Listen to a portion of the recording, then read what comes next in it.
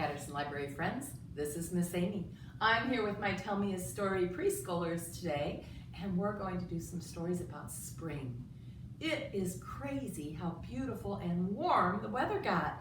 This is very unusual for early April to have hot weather in the 70s, almost to 80 degrees. I hope you're getting outside and having lots of fun. Today we're going to do some springtime stories, and the next few weeks we'll be doing stories about farms and ducks and spring and bugs and butterflies and gardens and all sorts of things that are happening in the spring. It's one of my very favorite times of the year.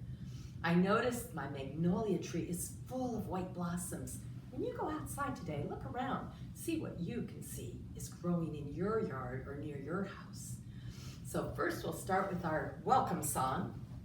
Join me as I sing. Hey Pete, I need you to help me sing. Oh, here's Pete. He's taken off all his scarves. It's too hot for scarves, isn't it? So Pete's going to join us today singing The More We Get Together. Help me sing. The more we get together, the more we get together, the happier we'll be. For my friends are your friends and your friends are my friends. The more we get together, the happier we'll be. It is so good to have you all here today with me. So Pete, you get ready to crisscross applesauce. He's sitting so nicely. And we're going to start with a spring poem. Help me count these beautiful flowers on my flannel board. 1, 2, 3, 4, 5. You can see they're all different colors. Why don't you help me say the colors too? Blue, white, very good, yellow, red, and what's the last one? Orange, sure. And there are many of other colors of flowers growing too. I've seen some pink flowers and some purple flowers. Check for different colors of flowers and you can let me know next time. So let's say a little poem about these 5 little flowers all in a row. You can put up 5 fingers if you'd like to and say it with me. 5 spring flowers all in a row. The first one said, we need rain to grow. The second one said, oh my, we need water. The third one said, yes, it's getting hotter. The fourth one said, I see clouds in the sky. The fifth one said, I wonder why. Then boom went the thunder and zap went the lightning. That springtime storm was really frightening. But the flowers weren't scared. No, no, no. The rain helped them to grow, grow, grow. Let's do it one more time. 5 spring flowers all in a row. The first one said, we need rain to grow. The second one said, oh my, we need water. The third one said, yes, it's getting hotter. The fourth one said, I see clouds in the sky. The fifth one said, I wonder why. Get ready for a big clap. Then boom went the thunder and zap went the lightning. That springtime storm was really frightening. But the flowers weren't scared. No, no, no. The rain helped them to grow, grow, grow. You can either put your hands up or you can be down little and make yourself grow very big. In fact, before we go to our first story, I want you to scrunch down real little like a seed in the ground. I have another little poem to teach you. And you might recognize it because it's similar to another poem that we've got done. Little seed in the ground, sitting so still. Little seed, will you sprout? Yes, I will. So you bunch yourself down. I'll have Pete do it. Scrunch yourself down on the floor very little. And I'll pretend I'm watering you and giving you sunshine. And when I say, will you sprout, you need to jump up and say, yes, I will. Ready? Okay, Pete, scrunch down very little, just like all the kids are doing. Okay. Little seed in the ground, sitting so still. Little seed, will you grow? Yes, I will. Let's do it one more time. Scrunch down real little. Fold yourself up like a little seed. Little seed in the ground, sitting so still. Little seed, will you sprout? Yes, I will. Good job. Now, we did not send a goodie bag home in March, so we're going to be doing a March and April goodie bag. So both of those poems about the 5 little flowers and the little seed in the ground will be in that, as well as some other poems and things that we've been doing in March and April, including some little dragon or king and queen finger puppets from when we did fairy tales, our magic wand. I'm going to have a cute frog and duck craft because we already did things about things that are green, and we're going to do more frogs and ducks coming up. And we've been talking about colors for a couple of weeks, so we'll be sending home everything you need to make a beautiful rainbow picture. So that bag will be ready early next week, and it will have March and April things in it, and a May activities to do at home calendar. So there'll be lots of fun things to do coming up. Let's see what books we have about springtime here in my bag. Oh, here's one of my very favorites. This story is called Fletcher and the Springtime Blossoms. It's written by Julia Rawlinson, and the illustrations are by Tiffany Beek. The publisher is Green Willow Books. And this is a perfect day to read this story. The woods were full of chirping, bustling, sing-song sounds of spring. Fletcher bounced along with his nose in the air, sniffing the just burst buds of flowers and playing chase with butterflies. With his head spinning with sights and sounds, he tumbled happily down the hill into the sunny orchard. But when he picked himself up from the ground, he couldn't believe his eyes.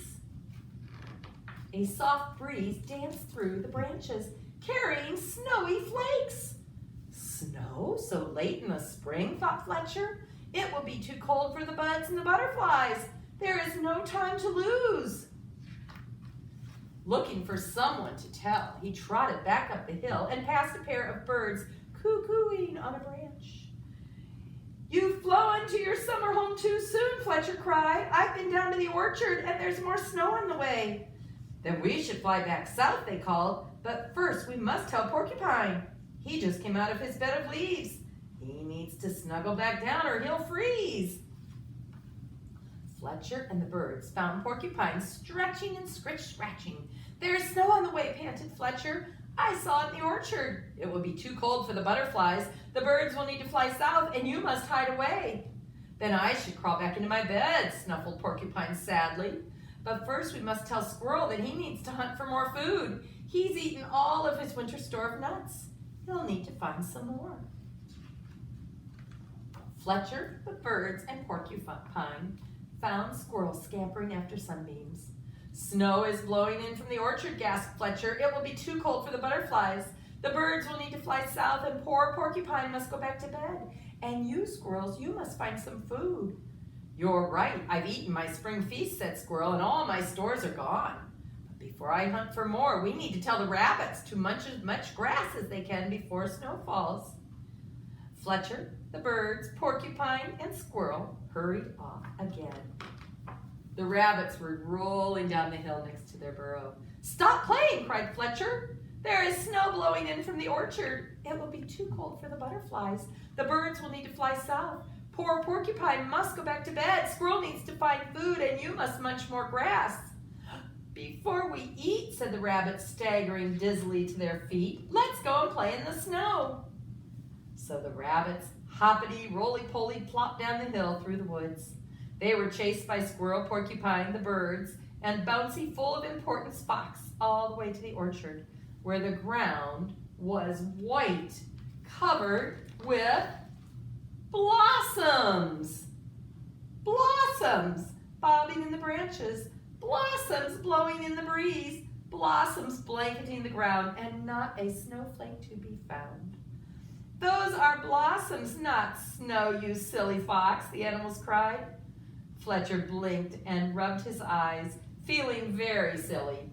But then the animals scooped up pawfuls and clawfuls of blossoms from the ground and covered him in a tickly shower of fluttering white petals. Fletcher and his friends ran and played between the trees until at last they all collapsed in a blossomy, soft, white heap.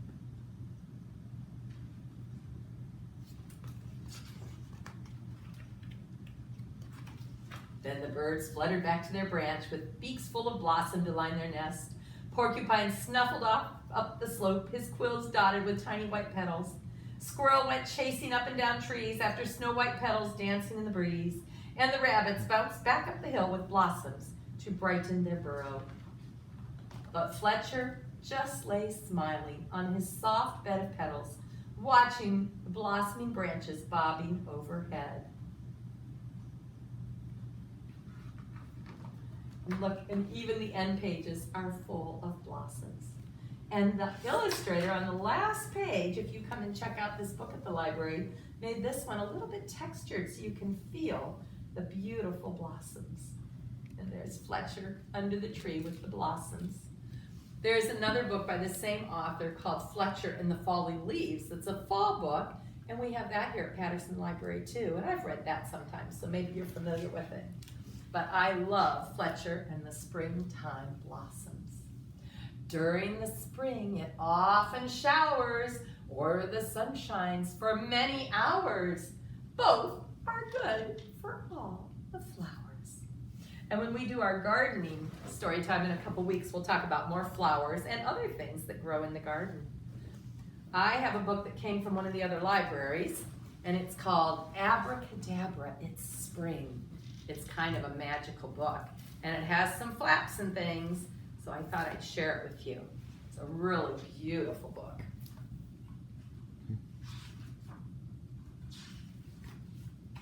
It's written by Anne Sibley O'Brien, and the illustrations are by Susan Gall. Abracadabra, it's spring. Sunshine warms a patch of snow. Hocus pocus. Where did it go? There's 4 bunnies, and a mama rabbit. And there goes the snow. A little green shoot comes into focus. Alakazam. Now it's a crocus. Some great magic words in this book. How could twigs turn into pillows?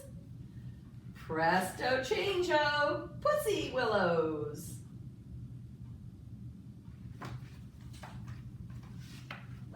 Buds on branches tightly curl. Alizaboo.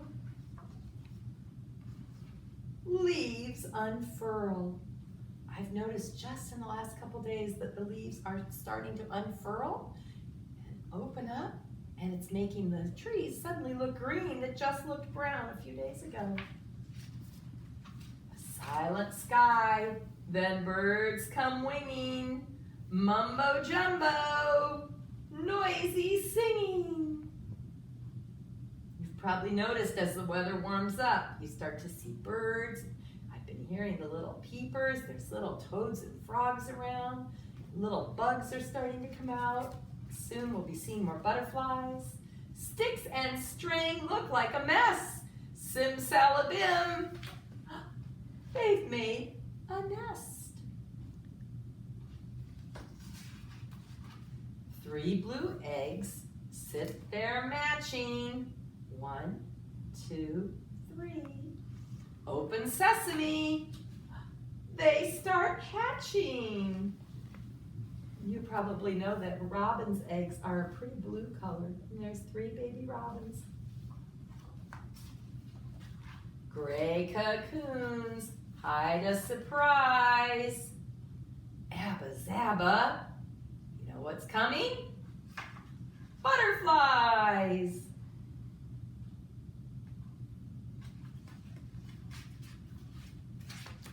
lacy blossoms.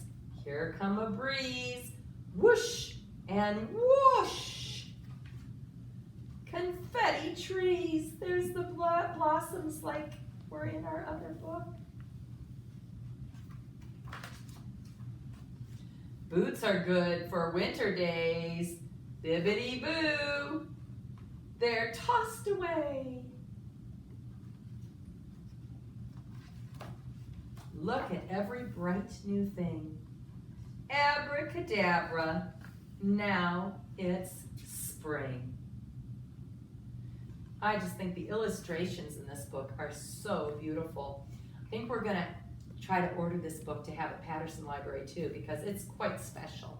It's a very, very lovely book. I think I have time to read one more book, but I'll show you a couple of others too. We have many springtime books here at Patterson Library.